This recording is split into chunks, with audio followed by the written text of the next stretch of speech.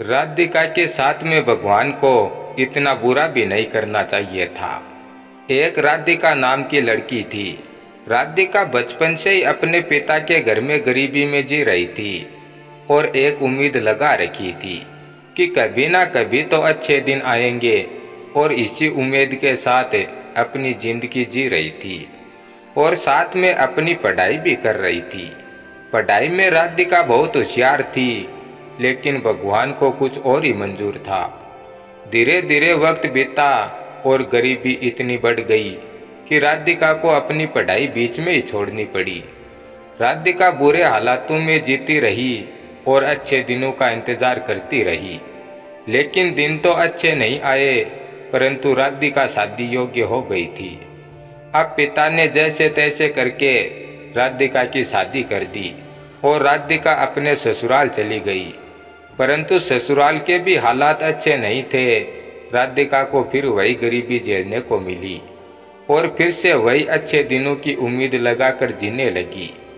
धीरे धीरे वक्त बीता और राधिका को पता चला कि राधिका की जिस लड़के से शादी हुई है वह लड़का भी शराबी है। अब राधिका पहले से ज़्यादा परेशान हो गई, परंतु राधिका अपने पति को समझाने की कोशिश करने लगी और धीरे धीरे वक्त बीता। राधिका के घर में एक बेटी ने जन्म लिया।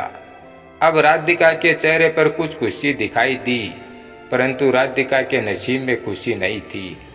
धीरे धीरे फिर वक्त बीता और राधिका के घर में फिर एक और बेटी ने जन्म लिया, और ऐसे ही वक्त के साथ राधिका के घर में 5 बेटियों ने जन्म ले लिया, परंतु बेटा एक भी नहीं था। लेकिन अब जो होने वाला था उसके बारे में राधिका ने कभी नहीं सोचा था।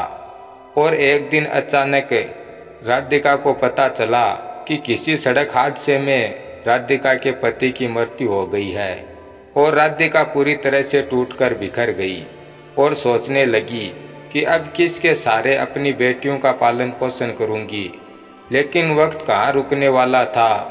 राधिका ने अपनी बेटियों की जिम्मेवारी खुद अपने सर पर ली और सिलाई करके अपनी बेटियों को 2 वक्त का खाना खिलाने लगी।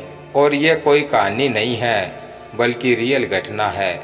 अब आगे राधिका की जिंदगी में क्या होगा वह तो भगवान ही जाने। मैं तो बस भगवान से दुआ करता हूँ कि अब राधिका की जिंदगी में जो कुछ भी हो अच्छा ही अच्छा हो। धन्यवाद।